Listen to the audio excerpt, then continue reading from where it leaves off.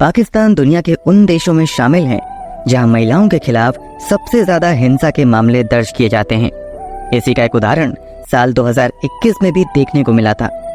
तब एक बड़े डिप्लोमेट की 27 साल की बेटी के साथ हुई बर्बरता की खबरों ने सबको हिलाकर रख दिया था। और ये बर्बरता किसी और ने नहीं बल्कि पाकिस्तान के सबसे अमीर व्यक्ति में शुमार किए जाने वाले एक बिजनेसमैन के बेटे ने की थी। दुनिया भर में इस केस की चर्चा हुई थी। हम बात कर रहे हैं नूर मुकादम केस की। तो आखिर नूर मुकादम केस के साथ क्या हुआ था? इस अपराध को अंजाम देने वाला बिगड़ैल अमीरजादा कौन था और आगे इस केस में क्या कुछ हुआ? चलिए जानते हैं सब कुछ डिटेल से इस वीडियो में। नूर मुकादम के साथ हुई हैवानियत की पूरी दास्तान सुनकर आप भी शॉक्ड रह जाएंगे, तो वीडियो में अंत तक जरूर बने रहें। कहानी शुरू करने से पहले जल्दी से क्राइम की कहानी चैनल को सब्सक्राइब जरूर कर लीजिए। जैसा कि हमने बताया, ये कहानी पाकिस्तान में रहने वाली एक 27 साल की लड़की नूर मुकादम की है। नूर मुकादम का जन्म 23 अक्टूबर 1993 को जॉर्डन की राजधानी अम्मान में हुआ था। नूर मुकादम का संबंध पाकिस्तान के एक बेहद ही हाई प्रोफाइल घराने से था। नूर मुकादम के पिता का नाम शौकत मुकादम था, जो साउथ कोरिया और कजाकिस्तान में पाकिस्तान के एम्बेसडर रह चुके थे। रिटायरमेंट के बाद शौकत अपने परिवार के साथ इन दिनों इस्लामाबाद में ही रह रहे थे। तारीख थी 19 जुलाई 2021। शौकत अपनी पत्नी के साथ सुबह सुबह शॉपिंग करने के लिए निकल जाते हैं। बेटी घर पर ही रहने की बात कहकर रुक जाती है, मगर जब शाम को शौकत शॉपिंग से वापस आते हैं तो पता चलता है कि उनकी बेटी घर पर नहीं है। शौकत अपनी बेटी को फोन करने की कोशिश करते हैं, मगर दूसरी तरफ से कोई जवाब नहीं मिलता है। कॉल का जवाब ना मिलने पर शौकत नूर को टेक्स्ट मैसेज करते हैं, मगर दूसरी तरफ से कोई जवाब नहीं मिलता है। ऐसे ही जब कुछ वक्त और बीत जाता है तो शौकत को अपनी बेटी की और ज्यादा फिक्र होने लगती है और अब वो नूर मुकादम के कुछ दोस्तों को फोन करके नूर के बारे में पता करने लगते हैं, मगर हर ओर से यही जवाब मिलता है कि नूर के बारे में उनके पास कोई जानकारी नहीं है। हर ओर से मिल रही निराशा के बावजूद शौकत और उनकी पत्नी हिम्मत नहीं हारती हैं और लगातार नूर मुकादम के नंबर पर कॉल करते रहते हैं। देर रात तक नूर के कुछ दोस्त भी उसके घर पर आ जाते हैं और सुबह तक उसके नंबर पर कॉल और टेक्स्ट मैसेज भेजते हैं, मगर कोई जवाब नहीं मिलता है। बीते वक्त के बीच अभी ये लोग पुलिस में जाने की सोच ही रहे होते हैं कि सुबह के 10:43 पर नूर मुकादम के मोबाइल से उसकी मां के फोन पर एक वॉइस मैसेज आता है। ये वॉइस मैसेज किसी और का नहीं बल्कि नूर का ही था। इस मैसेज में नूर ने क्या कुछ अपनी मां से कहा था वो बातें आज तक पब्लिकली सामने नहीं आ सकी, मगर इसी मैसेज के बाद नूर मुकादम की मां नूर के एक पुराने दोस्त जहीर जाकिर जफर को फोन करती हैं, मगर जहीर बात करने की बजाय फोन काट देता है। हालांकि फिर थोड़ी देर बाद यानी सुबह के 10:56 पर जहीर खुद ही अपने नंबर से नूर की मां के मोबाइल पर फोन करता है और कहता है कि मैं उस वक्त बिजी था इसलिए आपसे बात नहीं कर पाया। जवाब में वो अपनी बेटी के बारे में जहीर से बात करती हैं। इस पर जहीर कहता है कि वो नूर के बारे में कुछ नहीं जानता है। पिछले काफी समय से नूर से उसकी कोई बातचीत नहीं हुई है। जहीर लगभग 20 मिनट तक नूर मुकादम की मां और पिता से बात करता है और फिर फोन रख देता है। इस फोन के बाद शौकत की टेंशन और ज्यादा बढ़ जाती है, क्योंकि इन लोगों को लग रहा था कि शायद नूर जहीर के घर ही चली गई होगी। मगर जब जहीर भी नूर मुकादम के बारे में कुछ भी बताने से इनकार कर देता है तो इन दोनों को गहरा झटका लगता है और अब ये लोग और शिद्दत से अपने स्तर से नूर मुकादम की खोज में लग जाते हैं। होते होते शाम हो जाती है, मगर कहीं से भी नूर मुकादम का कोई अता पता नहीं चलता है। अब तारीख भी बदलकर हो चुकी थी 20 जुलाई 2021 और अब रात के लगभग 10 बज चुके थे। सभी लोग नूर मुकादम को तलाशते हुए काफी थक चुके थे। तभी रात के 10 बजे के आसपास नूर मुकादम के पिता शौकत के मोबाइल पर पाकिस्तान के कोहसार थाने से पुलिस को फोन आता है कि आप जितनी जल्दी थाने पर हो सके आ जाइए। पुलिस थाने से कॉल आते ही शौकत बुरी तरीके से घबरा जाते हैं और अनहोनी की आशंकाओं के बीच अपने परिवार के दूसरे सदस्यों के साथ भागते हुए थाने पर पहुंचते हैं। यहाँ से पुलिस वाले शौकत और दूसरे लोगों को लेकर पाकिस्तान के सबसे पॉश इलाके इस्लामाबाद के सेक्टर F7/4 में लेके जाते हैं। ये एड्रेस किसी मामूली इंसान का नहीं, बल्कि पाकिस्तान के सबसे बड़े बिजनेसमैन में गिने जाने वाले जाकिर जाफर का था। शौकत इस घर को काफ़ी अच्छे से जानते थे, क्योंकि इस घर के मालिक जाकिर से शौकत की पुरानी जान पहचान थी और दोनों परिवारों के बीच गहरी दोस्ती थी। यहाँ पहुंचकर शौकत भी यहाँ तक आने की वजह को समझने की कोशिश कर ही रहे थे कि घर के अंदर जाते ही उनके पैरों तले जमीन खिसक जाती है। दरअसल जब पुलिस वाले शौकत को लेकर एक कमरे में जाते हैं तो वो देखते हैं कि एक कमरे में उनकी बेटी का सर काट कर दूसरी तरफ रखा हुआ है, जबकि उसका शरीर दूसरी तरफ पड़ा हुआ है। पूरे शरीर पर बुरी तरीके से चोट के निशान थे। पूरा कमरा खून से रंगा हुआ था। कमरे में एक तरफ चाकू रखा हुआ था, पास में ही एक पिस्टल भी पड़ी हुई थी। इन सब के अलावा सभी के लिए जो सबसे ज्यादा चौंकाने वाली बात थी वो ये थी कि इसी कमरे में दूसरी तरफ इस घर के मालिक जाकिर का बेटा जहीर भी फर्श पर पड़ा हुआ था, जिसके हाथ पैर बंधे हुए थे और वो गुस्से में बुरी तरीके से चीख चिल्ला रहा था। कमरे की इस हालत को देखकर वहां मौजूद सभी लोगों के पैरों तले जमीन खिसक जाती है और सभी जोर जोर से रोने चिल्लाने लगते हैं। थोड़ी देर बाद इन सभी को संभालकर पुलिस वाले शौकत से अपनी बेटी के शव की पहचान कंफर्म करने को कहते हैं। आइडेंटिटी कंफर्म करने के बाद नूर मुकादम के शव को कब्जे में लेते हुए पुलिस वाले पोस्टमार्टम के लिए उसे अस्पताल भेज देते हैं, जबकि दूसरी तरफ कमरे में पागलों जैसी हरकत कर रहे जहीर जफर को गिरफ्तार करते हुए थाने लेकर आती हैं। अब हर किसी के जहन में एक ही सवाल था कि आखिर यहाँ हुआ क्या है। इसी सवाल का जवाब ढूंढने के लिए पुलिस वाले अब अपनी जांच शुरू करते हैं और फिर इस जांच में सिलसिलेवार तरीके से एक के बाद एक सभी सवालों के जवाब मिलने शुरू हो जाते हैं। इधर पुलिस वाले अपनी जांच शुरू करते हैं, उधर मीडिया में भी इस हाई प्रोफाइल मर्डर की खबर आ जाती है, क्योंकि इस मामले में शुरुआती इल्जाम पाकिस्तान के एक बड़े बिजनेसमैन के बेटे पर लगता है। इसलिए ये बात उठने लगती है कि मामले को दबाने की कोशिश की जा रही है। यही वजह है कि मीडिया में भी इस अखबार को ज्यादा तवज्जो नहीं मिल रही है। इसी के बाद नूर मुकादम के दोस्त सोशल मीडिया पर इस घटना के बारे में जानकारी शेयर करना शुरू करते हैं और इंसाफ की ऑनलाइन मुहिम शुरू करते हैं। इसके अलावा नूर मुकादम को इंसाफ दिलवाने की लड़ाई लड़ने के लिए सड़कों पर भी पाकिस्तान की महिलाएं आने लगती हैं। धीरे धीरे ये खबर काफी तेजी से पूरे पाकिस्तान में फैल जाती है और फिर पाकिस्तान के तत्कालीन प्रधानमंत्री इमरान खान भी इस खबर पर ध्यान देने लगते हैं और पुलिस अधिकारियों को पूरी ईमानदारी के साथ मामले की जांच करने और सच्चाई की तह तक जाने का आदेश देते हैं। इसी के बाद जांच और तेज होती है और फिर रोज रोज नए खुलासे होने लगते हैं। कुछ दिनों की जांच के बाद पुलिस वाले पूरे मामले से पर्दा उठाते हैं। मामला कुछ यूं था कि जहीर पाकिस्तान के एक बड़े बिजनेसमैन का बेटा था, जबकि नूर मुकादिम भी एक बड़े डिप्लोमेट की बेटी थी। जहीर के पास अमेरिका की नागरिकता होने के साथ साथ पाकिस्तान की भी नागरिकता थी। दोनों परिवार अक्सर विदेश में ही रहते थे। न्यूयॉर्क में रहते हुए नूर मुकादम और जहीर की मुलाकात होती है और दोनों देखते ही देखते अच्छे दोस्त बन जाते हैं। वक्त के साथ इन दोनों की दोस्ती इतनी गहरी हो जाती है कि साथ जीने मरने की कसमें खाने लगते हैं। परिवार वालों को भी इन दोनों की दोस्ती से कोई एतराज नहीं होता है, क्योंकि दोनों ऊंची हैसियत वाले परिवार के थे और पहले से भी इन दोनों परिवारों में दोस्ती थी।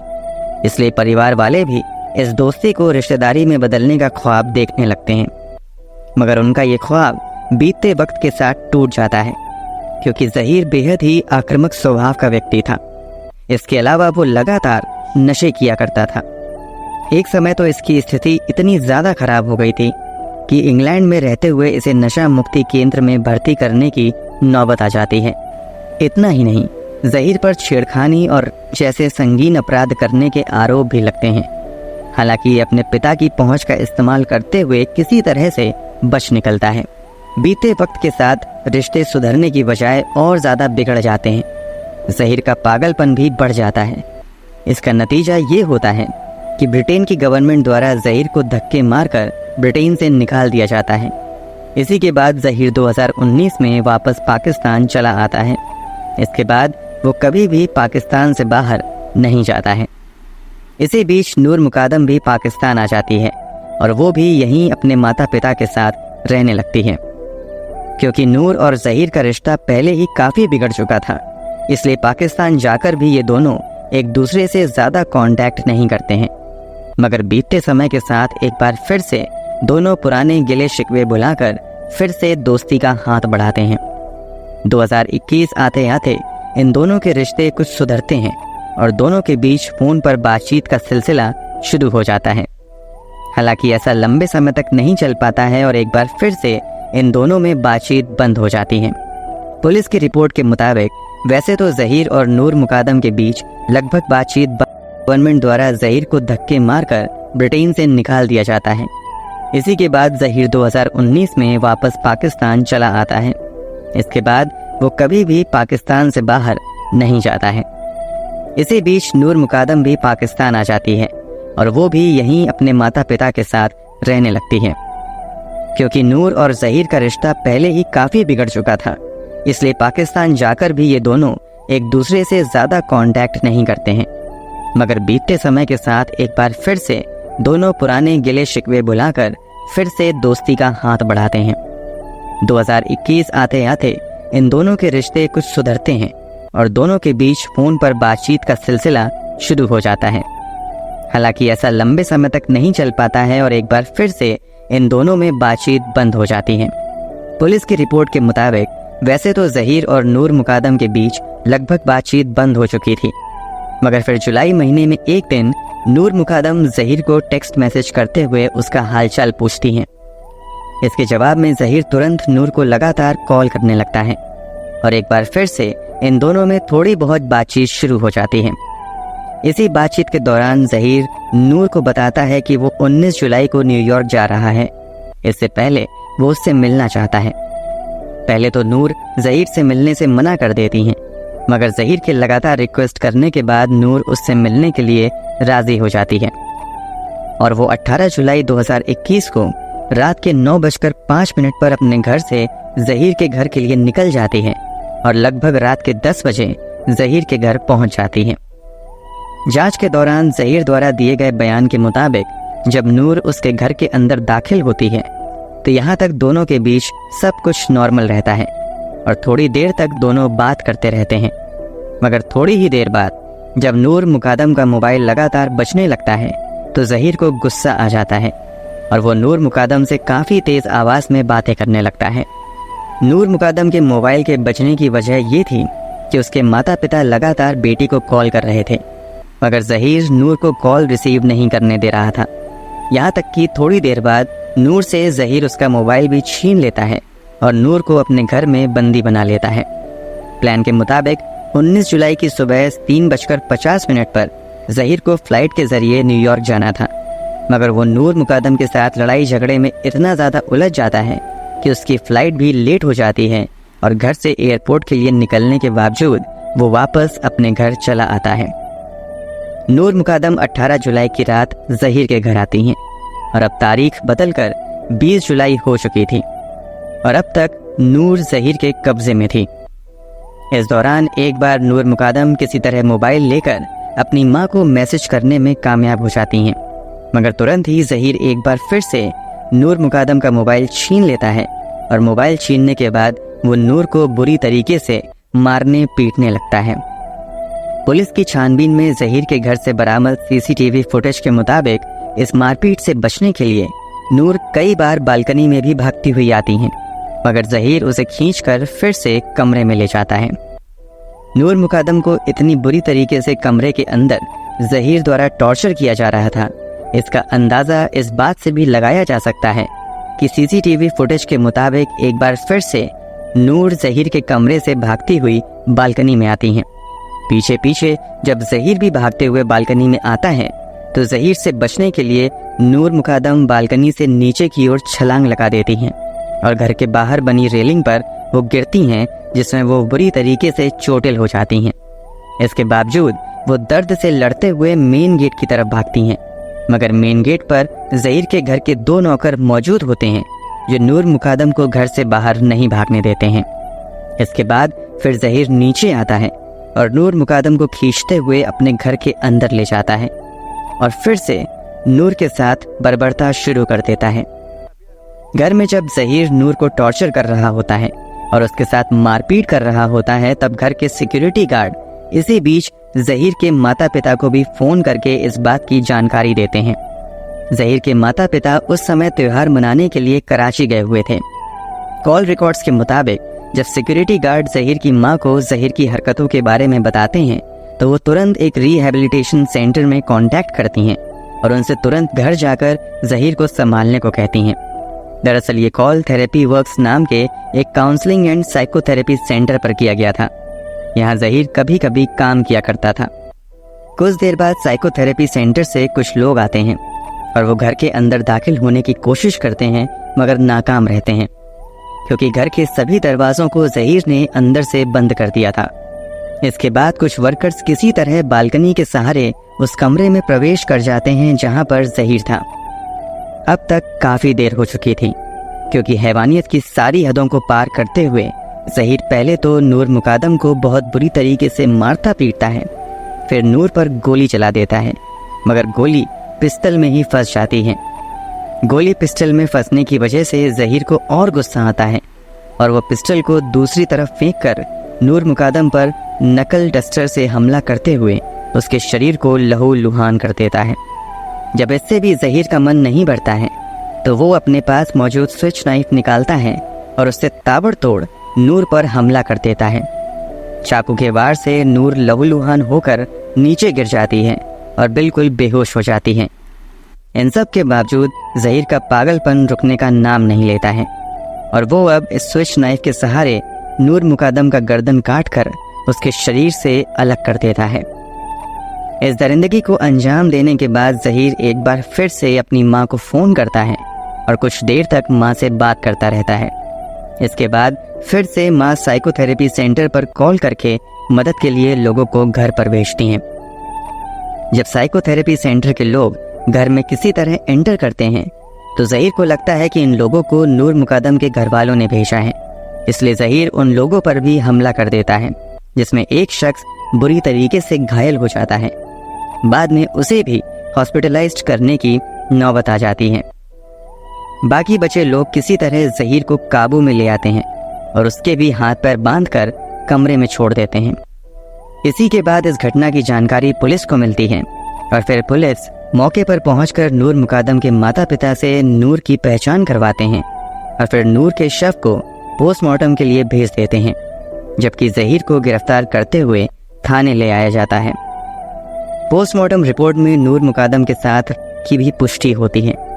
आगे की जांच में ये बात भी सामने आती है कि नूर को अपने कब्जे में लेने के बाद उसे छोड़ने के बदले जहीर ने 10 लाख रुपए फिरौती भी मांगी थी, जिसमें से 3 लाख अपने नौकर के जरिए नूर ने जहीर के घर मंगवा भी लिए थे।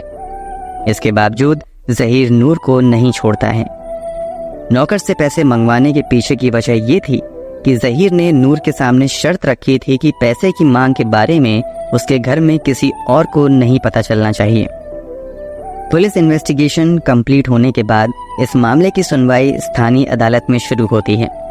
शुरू में जहीर के वकील की ओर से यह साबित करने की कोशिश की जाती है कि जहीर ने जो कुछ किया है पागलपन में किया है, मगर कोर्ट के आदेश के बाद जहीर का मेडिकल एग्जामिनेशन किया जाता है, जिसमें उसे बिल्कुल फिट करार दिया जाता है। इसी के बाद आगे मामले की सुनवाई शुरू होती है और 24 फरवरी 2022 को अदालत की ओर से नूर मुकादम के साथ प्यार करने के लिए जहीर को 25 साल की सजा और नूर मुकादम की हत्या के लिए मृत्यु दंड की सजा दी जाती है। इसके अलावा घर के 2 नौकर मोहम्मद इफ्तिकार और मोहम्मद जान को 10-10 साल की सजा सुनाई जाती है। ये दोनों वही नौकर थे जिन्होंने नूर मुकादम को घर से भागने से रोका था। कोर्ट की ओर से टिप्पणी भी की जाती है कि अगर इन दोनों ने नूर को भगाने दिया होता तो शायद उसकी जान बच जाती। इस मामले में पुलिस की ओर से साइकोथेरेपी सेंटर के लोगों को भी गिरफ्तार किया जाता है और उन पर आरोप लगता है कि उन्होंने जहीर की मदद करने के लिए कई अहम सबूत को नष्ट करने की कोशिश की। इसके अलावा समय पर पुलिस को भी जानकारी नहीं दी इसलिए इन लोगों पर भी कई धाराएं लगाई जाती हैं, मगर अदालत से साइकोथेरेपी सेंटर वालों को केस से बरी कर दिया जाता है। पुलिस ने नूर मुकादम की हत्या होने के बाद ज़हीर के माता पिता को भी गिरफ्तार किया था। उन पर आरोप लगा था कि इन लोगों ने वक्त पर पुलिस को जानकारी नहीं दी, जबकि घर के सिक्योरिटी गार्ड द्वारा बहुत पहले ज़हीर की हरकतों के बारे में इन दोनों को फ़ोन करके बता दिया गया था। अदालत की सुनवाई पूरी होने के बाद ज़हीर के माता पिता पर भी कोई ठोस आरोप साबित नहीं हो पाते हैं और इन्हें भी बरी कर दिया जाता है। निचली अदालत द्वारा सुनाई गई सज़ा के खिलाफ नूर मुकादम के पिता इस्लामाबाद हाई कोर्ट में अपील करते हैं, जहां हाई कोर्ट से मांग की जाती है कि आरोपियों को सख्त से सख्त सजा दी जाए। इसी के बाद पूरी सुनवाई होने के बाद 13 मार्च 2023 को हाई कोर्ट द्वारा ज़हीर को निचली अदालत द्वारा दी गई 25 साल की सजा को भी मृत्यु दंड में बदल दिया जाता है। हाई कोर्ट द्वारा कुल मिलाकर ज़हीर को डबल डेथ पेनाल्टी दी जाती है।